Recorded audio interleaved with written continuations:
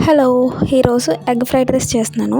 First అయితే మన దగ్గర ఉన్న వెజిటేబుల్స్ అన్నీ కట్ చేసుకొని పక్కన పెట్టుకోవాలి.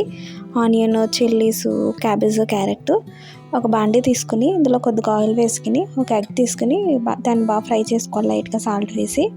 నెక్స్ట్ ఇందులోనే కొద్దిగా ఆయిల్, అలాగే మనం ఇంత కట్ చేసుకున్న వెజిటేబుల్స్ ఉన్నాయి కదా, అవి కూడా వేసుకుని బాగా ఫ్రై చేసుకోవాలన్నమాట. ఎక్కువ ఫ్రై అక్కర్లేదు, జస్ట్ సాటే చేస్తే సరిపోతుంది.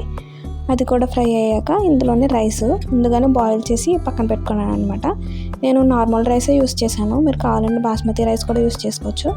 ఇందులోనే ఉప్పు, కారం, అలాగే గరం మసాలా, కొద్దిగా బ్లాక్ పెప్పర్ పౌడర్ కూడా వేసుకుని బాగా కలుపుకోవాలి.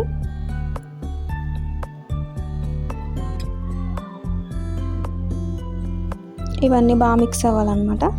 మిక్స్ అయ్యాక ముందుగా మనం ఫ్రై చేసుకున్న ఎగ్ ఉంది కదా, ఎగ్ కూడా వేసుకుని బాగా మిక్స్ చేసుకోండి. నెక్స్ట్ ఇందులో నేను సాసెస్ కూడా యాడ్ చేసుకుంటున్నాను.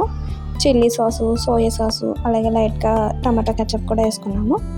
మీ దగ్గర ఉంటే వెనిగర్ కూడా వేసుకోవచ్చు, లేకపోతే తినే ముందు నిమ్మరసం వేసుకున్నా బాగుంటుంది. ఇవి కూడా వేసుకుని బాగా ఫ్రై చేయాలన్నమాట. మీరు మీ స్పైసీనెస్కి తగ్గట్టు కారం, అలాగే కొంచెం గరం మసాలా ఇవన్నీ అడ్జస్ట్ చేసి వేసుకోండి. నేనైతే లైట్గానే వేసాను. చూసారా, బాగుంది కదా కలర్ఫుల్గా. మీరు కూడా ఒకసారి ట్రై చేయండి. లంచ్ బాక్స్ రెసిపీగా కూడా యూజ్ అవుతుంది. Thank you.